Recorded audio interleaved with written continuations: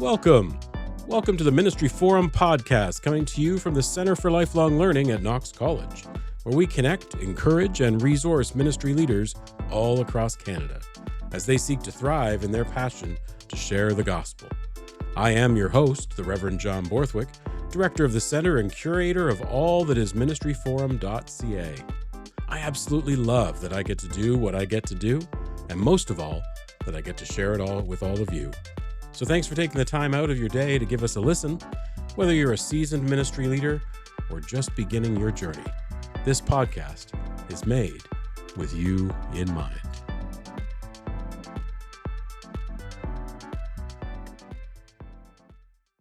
Welcome back as we share another episode of the Ministry Forum podcast. This time, we're bringing to you a significant excerpt from the conversation we had with Pastor Kevin Coghill of Royal City Mission in Guelph, Ontario. We hosted this conversation at Ministry Forum's inaugural conference called Creative Ways in June 2024. The theme of the conference was Creative Ways for Being Church Today. We were delighted to be able to showcase communities of faith from various denominations who were being church differently from the typical. It was a privilege to highlight Royal City Mission in this way. As I queued up our interview for those in attendance at the conference, I mentioned that as our Ministry Forum team were planning for conference participants, we found ourselves brainstorming about churches we knew, that if the government, for example, were forcing it to close, there would be a huge community outcry beyond its own members. And when we thought about that kind of community of faith, we immediately thought of Royal City Mission, who were actually invited, encouraged to stay open and to receive funding to do so by the City Council of Guelph during the pandemic and even a bit beyond that. Now, I've known Kevin since he came to Guelph. I live in Guelph, if you didn't know that, for the last 20 or more years. And since I also served a downtown church in Guelph, I've been fascinated to witness the journey of this community that made the decision with intention to change its name from church to mission. That tells you a little something about this community that is different.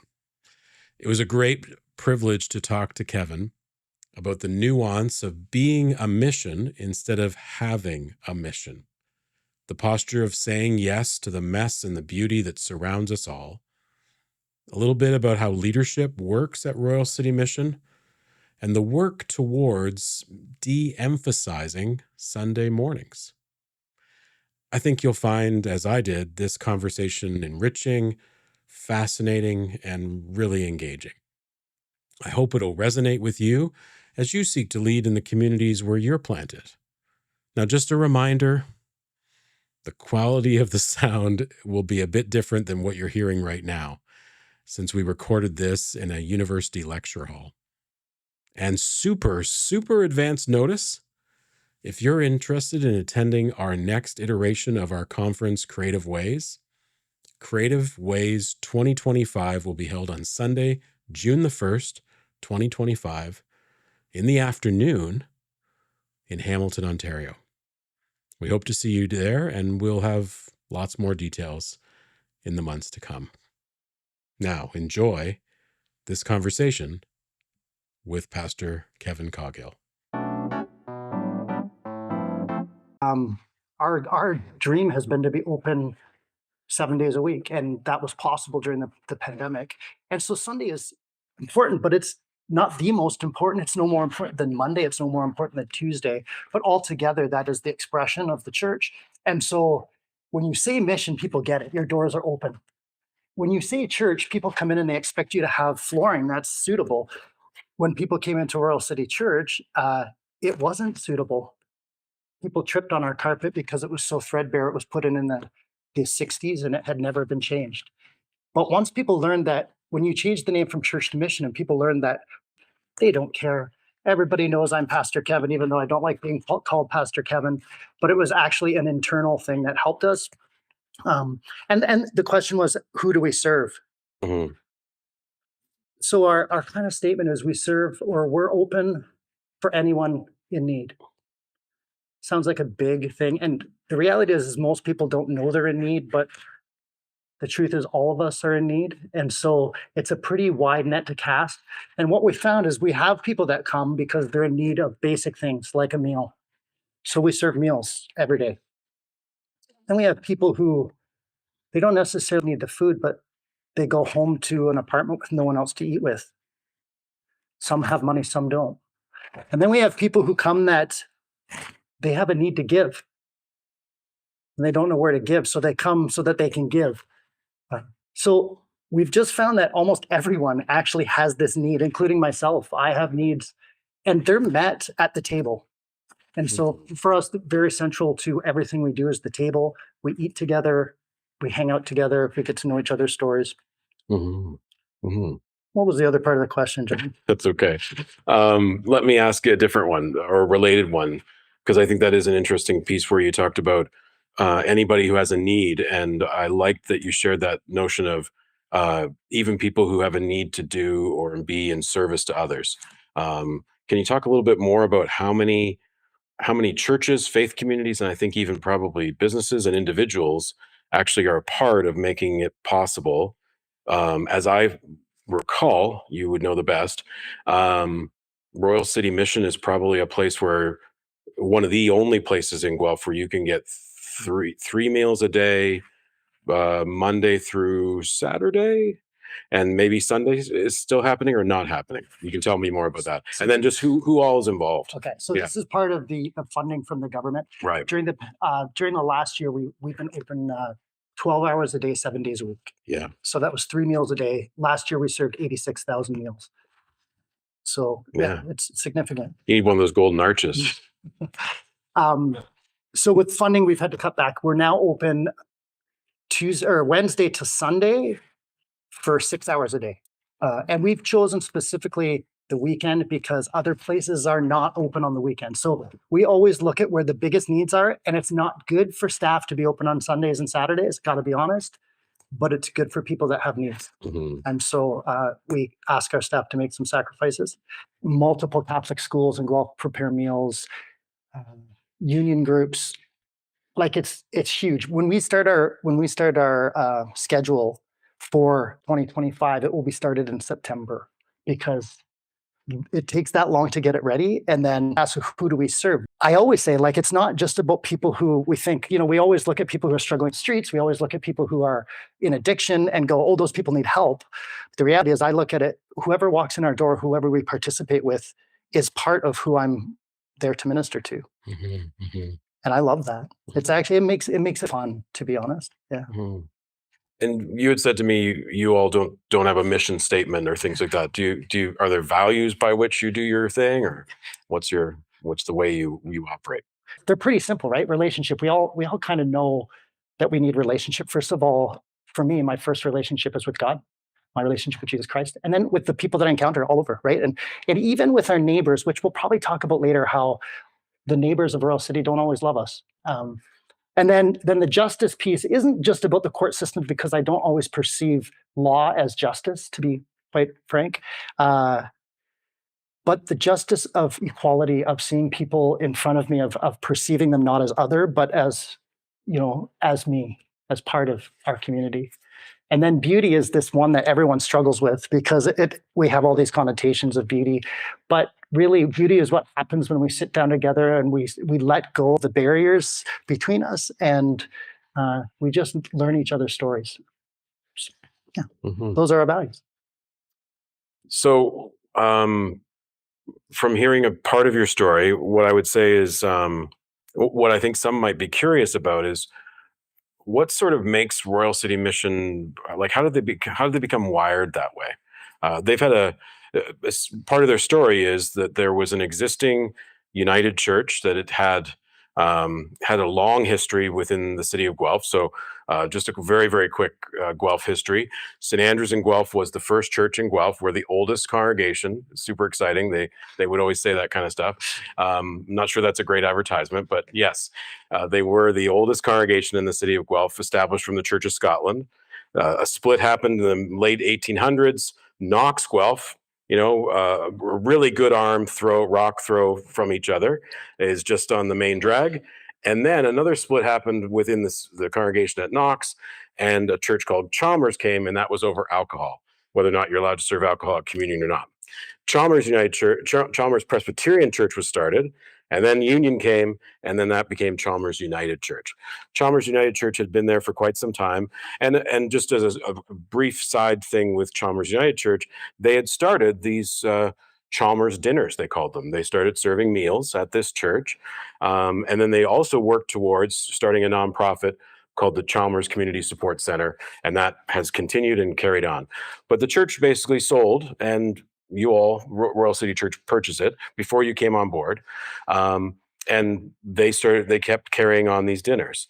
So how would you say that community that kind of walked into a church in the downtown core of Guelph that was serving meals to basically Saturday night suppers was what they were called, how did this congregation that walked in and took over or rebirthed a church community, how did it get wired to do the kinds of things you do? Because quite honestly, and no offense to anyone in the church world today, many churches wouldn't want to be Royal City Mission. It's a very busy spot. It's a lot. You personally take in a lot of stuff. It's traumatic, it's hard, it's difficult, it's beautiful, it's wonderful, it's redeeming. And I know firsthand that there are a lot of Guelph congregations that are glad you exist, because then they don't necessarily have to do anything tangible in their own churches, right? And maybe we have congregations in our own communities that are similar to that. Could you just sort of say a bit about what is the wiring of Royal City Mission that makes you so on fire to do what you do? Let me start with my personal, because this kind of helps. So I was brought up, both my grandfathers were pastors. So I did louder. I will try. So I was brought up, both my parents were both my grandfathers were pastors. So I spent a lot of time in the church. And the other part of that was my grandfather on my mom's side was also mentally ill. And he was removed from the pastorate because he was mentally ill. Mm-hmm. And so that person also was probably my biggest hero in faith. So I came to this with a different set of eyes, where looking at someone that struggles is a hero, not a villain. And so that's my personal background. What I have found in the context, I'll get back to the history a little bit, but I've found in the context of everyone that kind of partners with us and works with us, is we found that they have similar stories. Not that their grandfathers were pastors or, mentally ill, but that they know someone that is not doing well in some state, that they have a brother who's got an addiction. They have a mother who suffered from bipolar. They have connections to people who were struggling, and they found a way inside to connect to them. That's why they're with us. How Royal City got there was through a lot of pain. I hated the first 5 years I was there. I did not like the congregation. They did not like me. I represented something so I was brought in to run the meal program. Yeah, there was a lead pastor or senior pastor. Correct. And then they had this other thing within the church as the Life Center or the Christian Life Center. Yes. And you came in to run that at that time. That's right. And the lead pastor was amazing. We worked well together. But I did have an elder take me aside and say, I think you're a nice guy, but I'll never like you because of what you represent. So this is my introduction to the church from the elders. And so welcome. And so my first 5 years, I felt like I spent protecting our community from the church. Literally. On Sunday mornings, it wasn't protecting the church from the community that they think is dangerous. I spent protecting people who are vulnerable from church people. And through those 5 years, we began to work real hard at talking about giving up power, actually following Jesus in that, thinking equality with God was not something to be held on to. We tried to grasp those concepts and lay down our decision making, lay down what we thought about membership, all of these things that have stopped people from being part of the church. And we had to work through that, and it was hard. And we lost most of what you would call regular church people. We lost people because they didn't want to sit next to pedophiles. That's what we were told. I can't come because I don't want to sit next to a pedophile. Well, the person that they were sitting next to was blind and an alcoholic, but they were not a pedophile. But that was the perception. And so it went through this, I would say, a purification process. And I will say, kind of unashamedly, we have decided to do things for the people that are not welcome. And so if you can come to any church in Guelph on Sunday morning, you may not want to come here because you belong in many places. We specifically are saying we want the people that are not welcome in your churches. The joke used to be that we're the island of misfit toys. Mm-hmm. And I love that analogy, actually, because we know that we're all broken. Myself, probably the chief of the broken. And so we just have accepted that, and we've set up our things to care for the broken. But again, that's been a long process.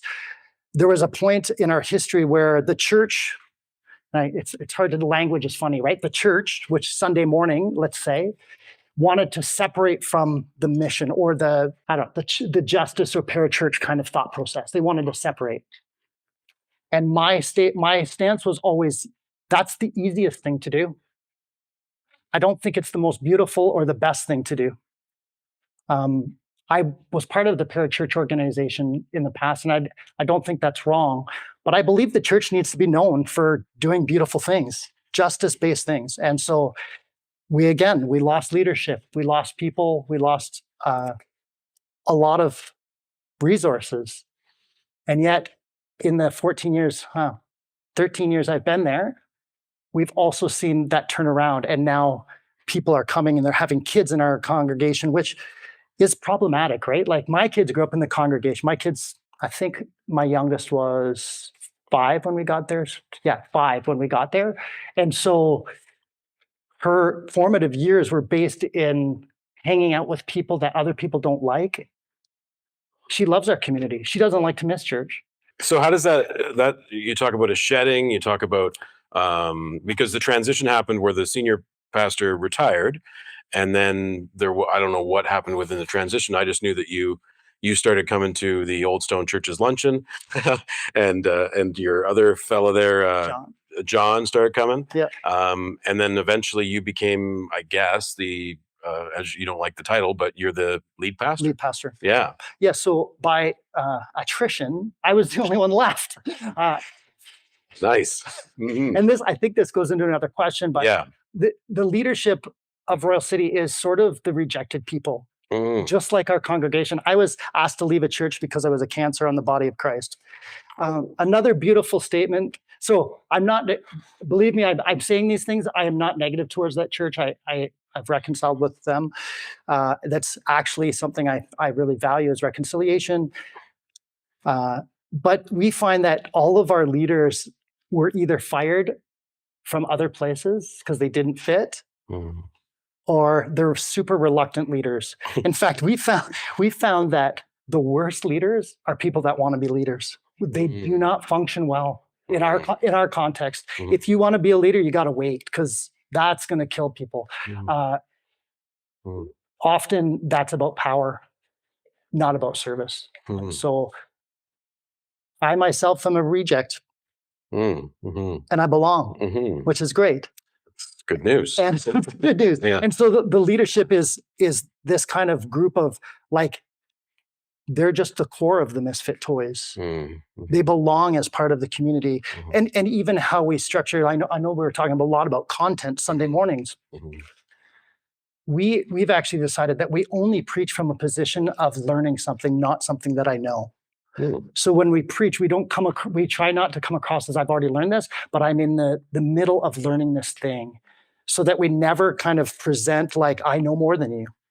And the structure of our Sundays, because I know this is kind of Sunday centric, is that we've shortened everything to be 45 minutes with at least 15 minutes of question and answer, so that people can have voice.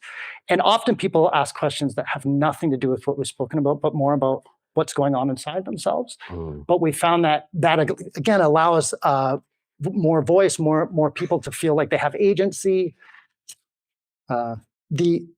Even though we do have hierarchy at this point, we operate on a team base. So technically I'm the lead. I rarely make decisions. We work collaboratively, which is slow, but everybody comes along at some point.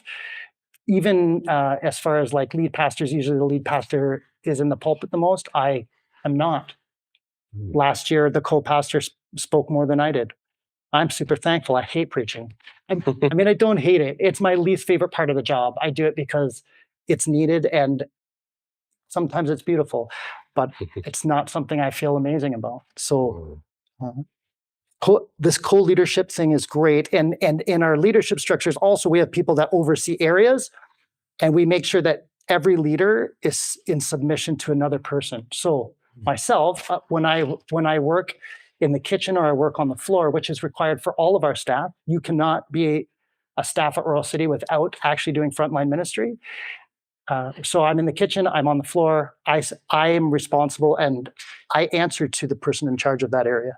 I don't get to do what I want. I do what they have given. So there's sort of this like, we all are in submission to people, even if they're in submission to us as well. Wow. So it really does, as a creative way of thinking about church, being church today, a lot of what you're talking about, you've certainly changed up what a Sunday morning looks like. I think I would perceive that a lot of churches today are their leadership, the engine that is the church is really all about Sunday morning. And even the finances of the church are all directed towards Sunday morning. And it sounds like what your context, that's not the case at all. Sunday morning is a thing, because also within your Sunday morning, you took all the pews out of the church. You did a great job. You've got, because now it's a multi-use space, but I think you also set up the church differently. I think in a beautiful way. I know lots of people in my life who would really appreciate this. You can either, coffee is readily available, or there's even other kinds of food available during the service. You can go and get stuff during the service if you want. It's all like there. Is that sort of cafe style a little bit? Yes. But So sometimes. because we use the building so often, like Yeah. we realize that there's no space that should be, let's call it sacred. Okay, let's not call it, let's say it can't be sacred and that it can't be used for anything. It needs to be multi-purpose. And so our sanctuary is the biggest room. It seats 400 people, right? In this building, and it's used on an hour on Sunday morning because pews destroy the space, to be quite honest. They wreck it. And so we started looking at what does it look like. It took us, I think it took us 8 years to convince people that we could get them out. But when we took it out, it was a celebration. And what that has changed is what we can use that space for now. And we might go back to this, but we use the space now for a lot of things. So one of the postures, and this is the posture question, one of the postures that we've tried to take is to say yes. I feel like often the answer is no. And I tried to pattern this after my parenting skills, which you probably get really mad at me that I parent by saying yes. But I found that the most beautiful things happen when I say yes. Like my kids are going to bed and they say, Dad, can we go outside and watch the stars? And I say, what if I said, no, you need to go to bed, instead of let's go lie on the deck and look at nature and what God has, given us. I just said no to something beautiful. Why? Because I know there's times. I'm just trying to paint the picture that saying yes is a beautiful thing when it's not harmful. And so we've taken on this posture of saying yes. And that started way before the pandemic. But when the pandemic hit, things started happening where people are like, hey, like, we want to provide a 24/7 care for the homeless because they have no place to shelter. So we moved our entire staff team and volunteers to another agency to support that agency to be 24/7 care. Then that agency said, well, we no longer want to do this. It's too much. Well, it's not too much. They were focusing on something else. So we moved they said, can you run drop-in during the day and meals? We said, yes. So we moved everybody back to our space and opened up there. And then people from local government said, well, there's no place for people to be between 8 o'clock and 12 o'clock. Can you open for 4 more hours a day? Yes, we can do that. And that became our joke is, yes, we can do that. It was the only answer we had. But it didn't just happen in the pandemic. It happened when the university came to us and said, you have a beautiful venue and we don't have any music venues in Guelph that will seat 400 people. Can we do concerts here? Yeah, sure. Why not? When the county of Wellington needed a place to run a conference, can we use your space? Yeah.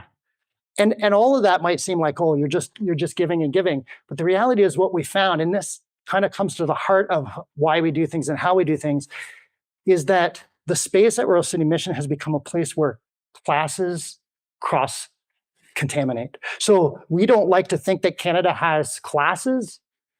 There's classes. There is definite, even the government has recognized, they have a program called Bridges Out of Poverty. They can label and they know the exact kind of behaviors, the values of each class of person. And so Royal City Mission becomes this place where we have these concerts. People who are wealthy walk in, they walk in immediately to see our meal program. That's the first thing they see. They have to walk through this space of what is happening here?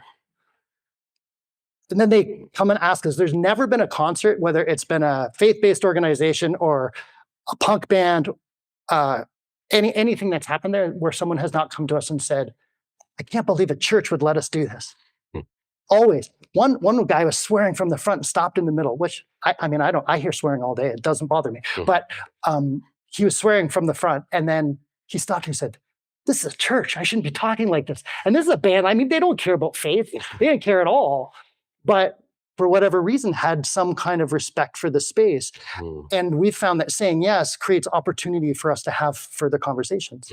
Every time. There's never a time we don't have good conversations about why we let people use our space. Now, we don't give it for free, just so you know. We cover our costs. But what we found even in that is that people are excited because they know that the money is going to the meal. Anything that is beyond our expenses goes to our meal program. So we have dance companies that come to use our space because they know that the money they're spending isn't going to a corporation that's just making money, but going to us that's now helping to feed people. Yeah. And so often I think in the church today, people are looking for ways to define what is it that the church does. So people will say, you should give to our church, support our church. But even sometimes the people in the church, don't know exactly how to describe that in a very tangible way. And with your mission, it's visible from outside, inside, and all the ways in which you guys can articulate it. There's an obvious need and an obvious way in which anybody supporting the mission, they see exactly how it's impacted. But it's also interesting in the city of Guelph, and this again would happen probably in lots of places, how people, probably all people, have opinions about the mission that you all are on, because the mission becomes a focal point in the downtown city of Guelph. Individuals congregate and hang out around that area. You'd already mentioned some of your neighbors have some concerns with you. How do you navigate some of that, whatever you receive, criticism, backlash, challenges, conversations around moving things out of places, when this is something that you're also passionate about, and this is just how you're wired to be? Can you just share a little bit about Sure. that story? The way I deal with that is I cry myself to sleep on my huge pillow. I'm sure you do. Yeah. I recognize that the ministry that we do is problematic for people. It is problematic for people. And yet the person that I follow was called a winebibber and a glutton, was criticized for touching the unclean. And I just keep coming back to Jesus has given us this, it's not an easy thing. We expect that the world is going to be excited about the things we do. And yet scripture says that's not true. That if you follow Jesus, we're going to be persecuted. Now, I'm not saying that we're persecuted. I'm saying that people struggle with perceptions, with understanding. And so the way that I try to deal with things is, it sounds terrible, to try to educate. But education comes from contact. It's the first, I'm going to keep coming back to this. When someone complains, we had a neighbor who swore at me every day because someone would park in his parking spot, which, if you know our space, there's no parking spots, but whatever. He would yell at me every day. So he was mad at me. So I said to him, why don't you just come inside? Come in and hang out with us and see what this is about. He would criticize, you park in my spot, people are smoking dope. They're doing this. I said, come inside. A year later, he's serving chili every 3 weeks because he found that there was community there. It wasn't his perception. But, we have this in the middle of the pandemic where everyone's applauding Royal City Mission. You guys are amazing. Thank you for opening 4 more hours a day. Thank you for serving people. And then you open up all the doors to the stores and people are angry. There's people outside smoking dope. There's people doing this. And my first statement is, I don't like people using drugs, just so you know. Like, it's not something I agree with. Mm-hmm. And then they'd be mad at us because there's an encampment down the street. And I said, I don't like homelessness. Like, it's not something I advocate for. In fact, I would like those people to be housed. They're my friends. I don't want them freezing. But that is what happened, is it was turned on. All of a sudden, it was our fault that these things that everywhere across Canada is experiencing was now Royal City Mission's fault. But I still come back to this place of contact where I try to go, and if someone has a complaint, I go to them. Mm-hmm. I don't hide in the building. I invite them to come and hang out with us. Mm-hmm. And that usually helps. It hasn't helped with everyone. In fact, there was a letter sent to me by one of the council members who thought I should take legal action against someone because they said that I was profiting off drug dealing in the church and pocketing the money. And I thought, if only my salary reflected that kind of thing, Yeah. But you could. There's a volunteer here today who can tell you it's a beautiful community. Yes, we experienced lots of drug overdoses on our property. We experience open needle use, and we work with those things. It's not against the law, and if you call the police, they don't do anything. Just for everyone's kind of like education, it's not something that you can enforce, and we do enforce it, but the perception is that we allow it. We're called unsafe injection site last year. But again, I keep coming back to I think that's what they would have said about Jesus. And so there is struggle in it. I'm a person that wants to be liked. And so I do struggle when people are like criticizing, and especially because it's about people who I love and who I'm in community with. And most people don't actually understand the depth of trauma that people have gone through. You just wouldn't believe how many people that I encounter that have been trafficked. One sitting there and maybe they're using openly. And our first judgment is, how dare you, or, you're messing up the reputation of someplace. And yet, if you knew the story, honestly, I would use the drugs to numb that pain. I don't think I would be able to live life without that. And so I try to live like on that side of things. And it does make me both a hero and a villain in every room I go in. And so you learn to be the villain, I guess, sometimes. But I just try to be kind to the people that are negative and try to welcome them in. And some do. Some come and they change their minds.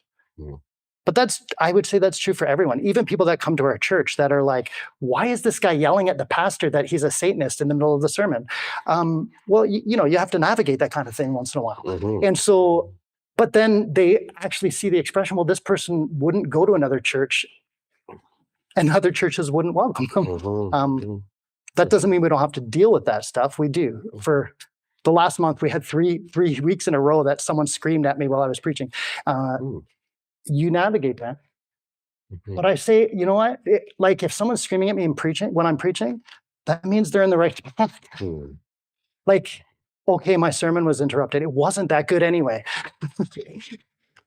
What the real sermon is that we cared for this person that's hurting. Yeah. That's so much more powerful than any words I could ever use. And people see that. The one guy hugged me after the service left, and I think it's beautiful.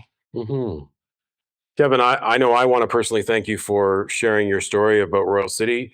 If you want to learn more, if you happen to find yourself in Guelph on any night of the week or during the day, I'm sure that they would be more than happy to welcome you as a part of their community in any way possible. Kevin, I appreciate you as a leader and the creative way in which you're being church today. Thank you. Thank you. Thank you. Thanks for joining us today on the Ministry Forum podcast. We hope today's episode resonated with you and sparked your curiosity. Remember, you're not alone in your ministry journey. We're at the other end of some form of technology, and our team is committed to working hard to support your ministry every step of the way. If you enjoyed today's episode, tell your friends, your family, and your colleagues. Tell someone. Please don't keep us a secret. And of course, please subscribe, rate, and leave a review in the places you listen to podcasts. Your feedback helps us reach more ministry leaders just like you. And honestly, it reminds us that we're not alone either. And don't forget to follow us on social media at Ministry Forum on all of our channels. You can visit our website at ministryforum.ca for more resources, keeping up with upcoming events, and ways to connect with our growing community. Until next time, may God's strength and courage be yours in all that you do. May you be fearless, not reckless, and may you be well in body, mind, and spirit, and may you be at